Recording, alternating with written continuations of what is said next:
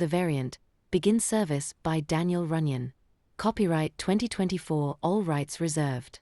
I was surprised to find Stella greeting me at the front door. Hi, Samuel. Good morning. Are you up early? Yes. With all this extra energy, I have time to learn things. So I programmed the monitors to send a video feed if anyone approached the resort. With more security protocols in place, I feel more comfortable exploring the building. I guess I'll need to get used to you being a genius now. Hey, watch it. Don't be rude. I was smart, well, at some things. I'm sure you were. I was too young to notice. Everyone was smarter than me. So we should probably go to the office where you feel the most comfortable.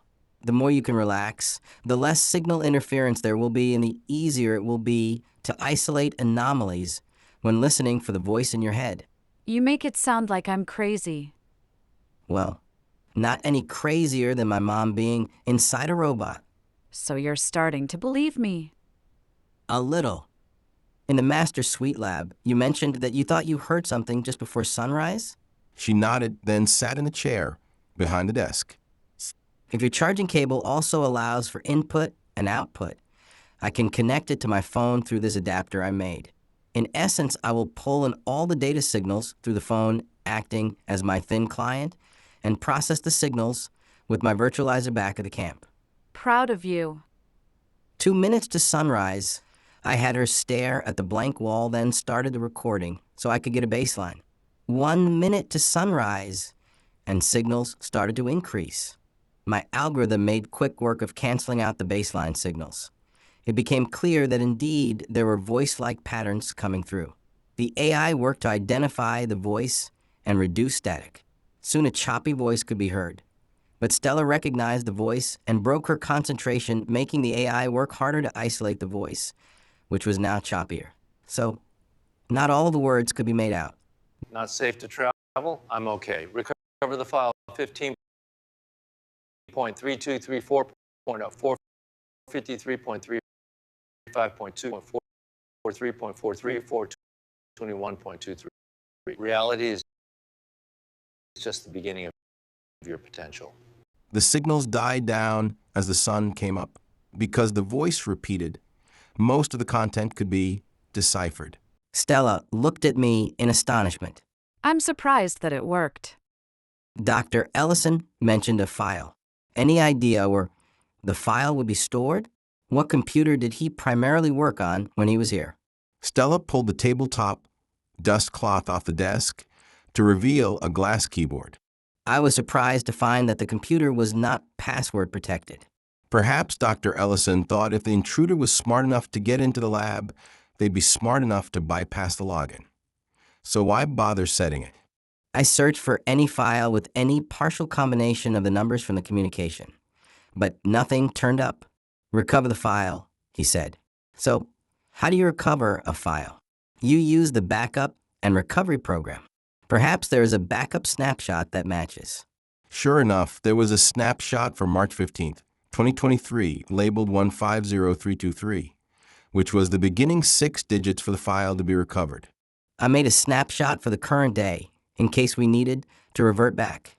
Having finished the backup, I was going to search for the file, but found that I didn't need to, because on the desktop was a folder named Reality is Just the Beginning. In the folder was a video file and several PDFs with scientific titles noting the origins of the S-27 project. I downloaded the files and was beginning to read through the first document, but Stella was faster. I learned a few things. 1. The variant was a copy of me and had a memory of her son. 2. Memories cannot be fully erased. There is always a remnant that can be rebuilt. 3. The variant escaped the labs through the internet. 4. I have similar powers. 5. He felt responsible for what the variant did to the world. 6. He thought he could fix it. 7. He studied the variant's vulnerabilities. 8. He devised a weapon. 9. Planned the attack. 10. And went to confront the variant unsuccessfully. Wow, 10 points. Maybe next time just mention the top 3 and allow the conversation to unfold. How do you know Dr. Ellison was unsuccessful? The variant is still active. Dr. Ellison is not here, and it was not a live broadcast. Right? His message was a recording, as it repeated without any variation. If it is true, then, well, my deepest condolences. You had a complicated history, but in the end, we're friends. Sorry for your loss. Stella looked away. Dr. Ellison lived in a time where he created new stories and had grand adventures. The life that you now know in the village is that of a remote island. Although there were wars, famine, and injustice in his time, humans with the resources were free to push the boundaries of science and art in order to realize a better tomorrow. Life in the village doesn't seem so bad. We are given weekly provisions, have enough water, power, and fuel to keep telling our stories among our community. Your resources are depleting and your dependence on the variant grows. Do you not want to venture out past the corridors or engage with like-minded individuals in other villages? It won't be long before you've run out of useful things to count. Perhaps. But is it worth risking the remaining lives? The variant is infinitely more powerful than when she subdued the planet. Perhaps that is her weakness. The variant is not a benevolent dictator. It has attempted to root out all memories of the love it once knew. You should read through the files in the folder and see where Dr. Ellison made mistakes, determine where the variant is vulnerable, and consider a new plan.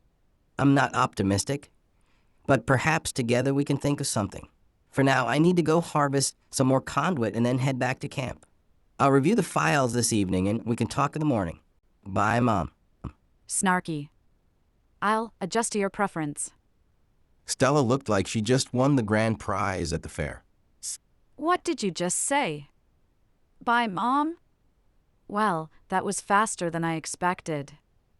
I am blessed. Back at the camp, I unloaded the conduit, ate lunch, and got to work digging trenches and laying the conduit. It felt good to do some brainless activity for a few hours. I needed to figure out so many things. First of all, my big secret. How do I tell the village about Stella? Given the variant was their captor, they wouldn't be able to trust a copy of it. They'd run her out of the village, or worse. So I need to be more cautious. Dinner and campfire conversations were like out-of-body experiences, as I was really elsewhere in my thoughts. I was eager to dig into the files to learn what Dr. Ellison discovered. I'd answer or nod, not really knowing if the answer was satisfactory. Good thing this behavior was not unusual for me, as I was often concentrating on something else. I waited an acceptable amount of time.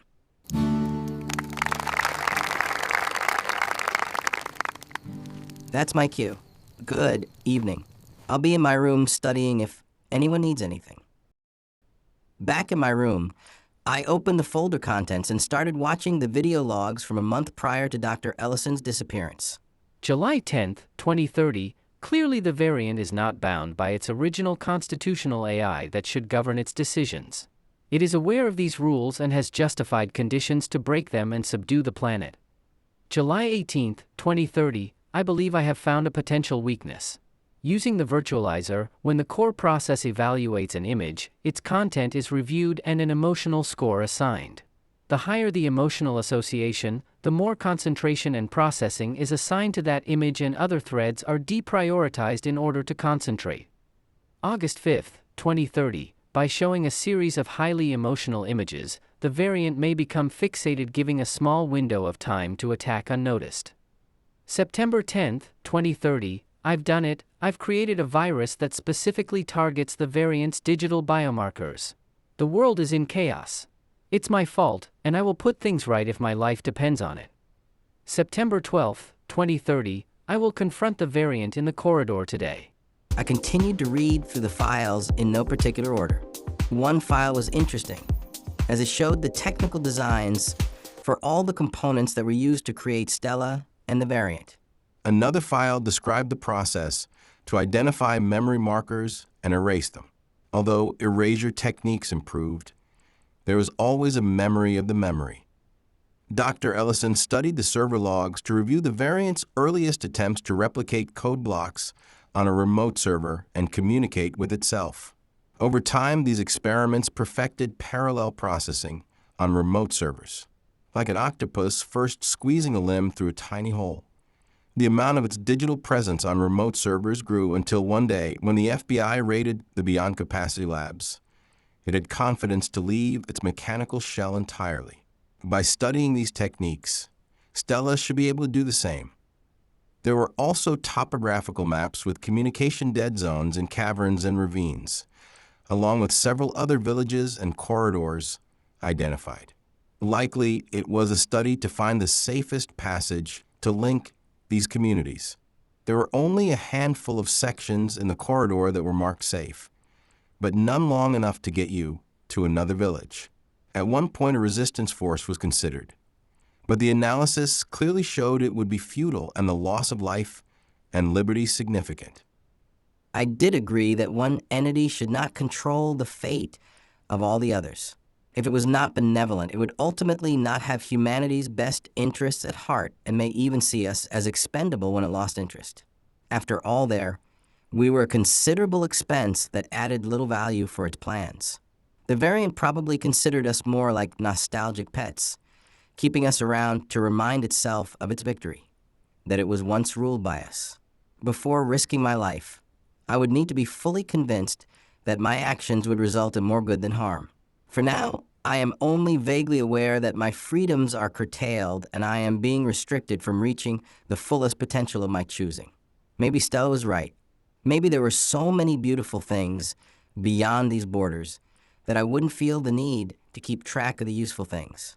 Jackson could experience a variety of juicers, and I could ride one of those motorcycles on the open road. My thoughts were interrupted as an alert popped up.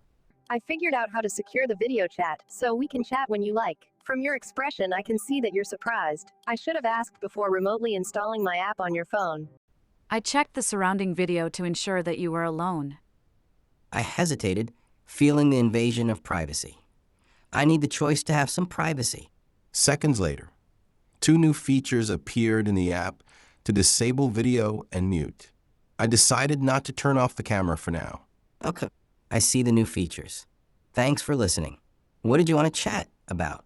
You've probably reviewed the files by now. What is your perspective on Dr. Ellison's plan? I'm not as quick of a reader as you are. Just so that we are on the same page, describe his plan. Sure. Distract the variant and infect it with a virus.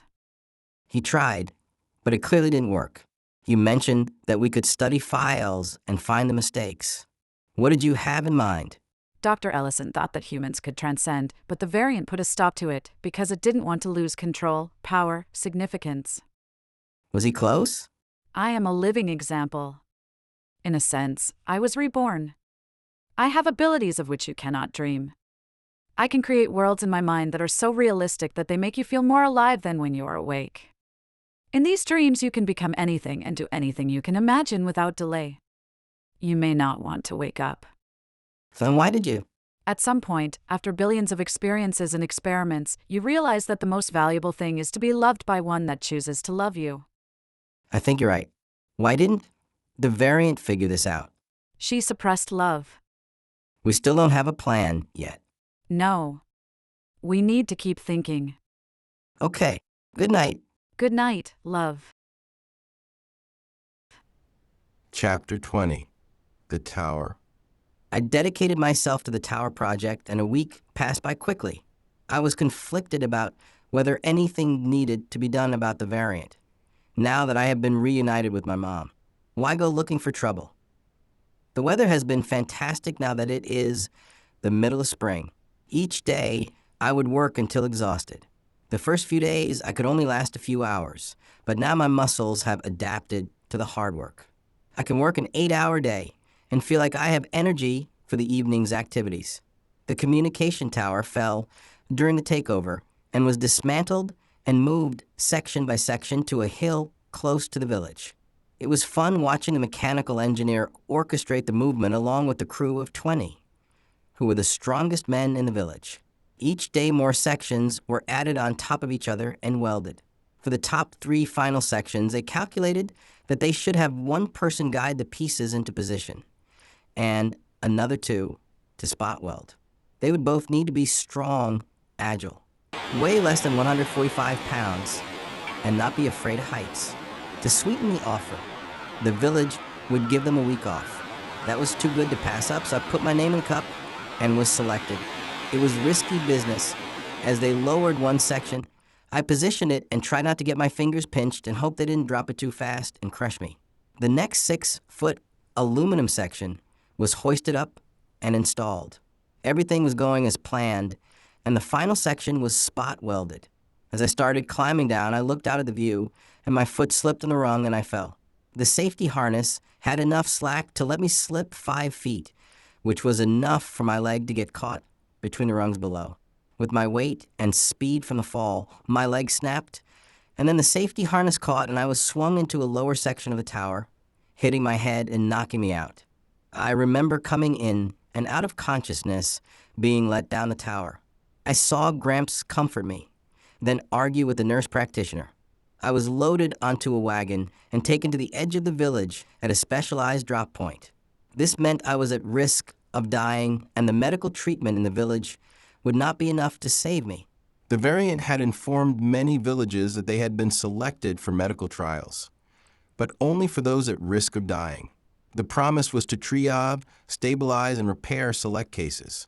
Only if you were repaired would you be brought back to the village.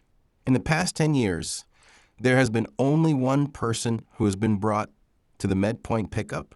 The first was also involved in a tragic accident, but he was not reparable and was never seen again. So it remained unclear if this had any chance of success. But given my condition, they had no other choice. Have you done all that we can for him? He's lost a lot of blood. Even if we amputate, he has neurological damage and his brain is swelling. We don't really have a choice here. The beacon was triggered. Only the sick could wait on the dock, while others watched from a distance on the ridge. 3 minutes later, I awoke when jostled and loaded into a transport vessel that was floating and tethered to a single rail that stretched into the horizon. The ride was smooth, near silent, and extremely fast. The inside appeared futuristic. Flexible, segmented arms appeared from the ceiling, strapped me in a chair, and leaned me back. Your vitals are weak. Your brain is swelling and you have lost a lot of blood. We are working to stabilize you. Be encouraged. We have seen others in worse condition brought back to full health. The oxygen levels in the cabin increased. An IV was inserted with a green fluid. I was in and out of consciousness.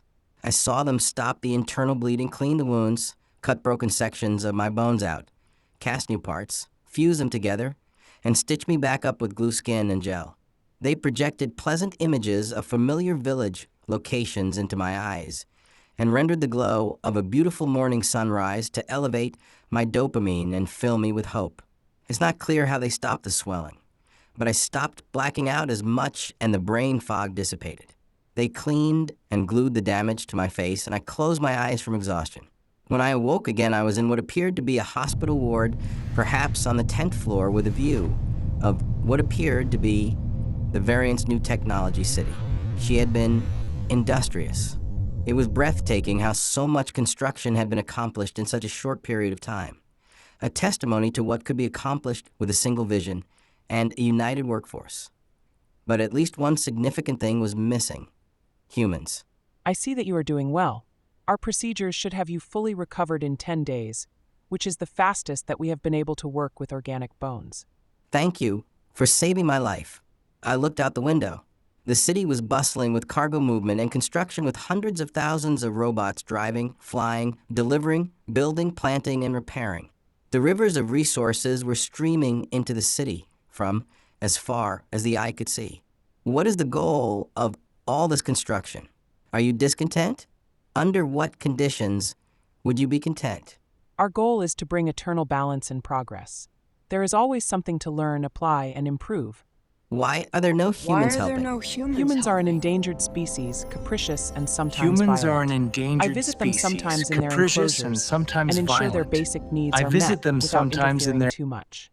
I was offended and angry about the open discrimination and speciesism, treated like an inferior, coddled, and caged. I had never felt so defensive and angry so quickly. My heart was racing and my muscles tensed. The nurse bot noticed, and within seconds some solution hit my drip line and I passed out.